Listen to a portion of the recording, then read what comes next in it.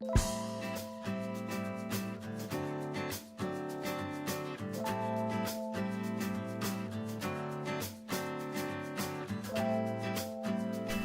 your first car and driving lessons. Buying your first car can be pretty scary when you think about it. There's the lessons and the theory test, there's lots of hidden costs, then of course you've got to pick the car that you want, and then the scariest part of it all, you have to pay for it. Sure, buying your first car might be a little bit daunting, or maybe it isn't, everyone's different. But if you feel like you need a heads up on some of the information, stick around for some simple advice. Section 1. Thinking about buying a car. Alrighty, the first question you'll want to ask yourself if you're thinking about buying a car is this: how much can you afford and can you maintain it? Once you have a general idea of how much you think you can spend, including any fees that will come with the car and driving lessons if you can't already drive, it's time to do some research. Ask around for recommendations from people you trust. This can be for things like driving schools, types of cars, car insurance, anything really that will give you a good understanding of what you might be getting into. Also, think about whether or not you can afford a new or used car. Used cars are normally cheaper, but they might end up costing you lots in maintenance if they're too old. The biggest depreciation in the value of a car comes in the first year, so even buying a 1-year-old model will save you a bundle. Plus the car will still have some manufacturer warranty left. Be mindful of the fact that there are quite a few additional costs when you buy a car. Things like petrol or diesel, servicing and maintenance, breakdown cover, and depreciation are all things you need to consider before you go ahead with a payment. When you're looking for some advice, make sure it's trusted advice, especially if you're looking on the internet.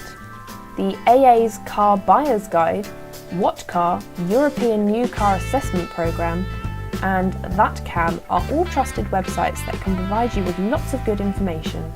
The one thing to remember is that you need to choose the right car for you. Section 2. When you can afford a car. Okay, so you think you can afford and maintain a car, so now it's time to start looking. However, there are also a couple of things you still need to bear in mind. There are some things that you are required to have in addition to your car by law. Car insurance, a yearly MOT for any car over 3 years old, and car tax, also known as road tax or VED, are all things you are required to have by law when you own a car. After considering this, you need to think about where you want to buy your car from. Will it be a franchise dealer, an independent dealer, at an auction, or privately? Each obviously has their pros and cons, and if you would like more info on them all individually, there will be links at the end of the video or in the description below. But for now, let's move on. If you're planning on getting a used car, you'll definitely want to do your own inspection, especially if you're buying online. When you get a chance, inspect the car thoroughly, take it for a test drive. You're perfectly within your right to do that.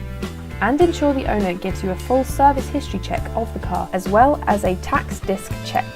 This will ensure they won't be able to hide anything from you and potentially sell you a rubbish or illegal car. Don't be afraid to bargain either. You don't have to stick to the selling price if you don't think it's quite worth that much. Be polite and reasonable though, or they won't sell it to you.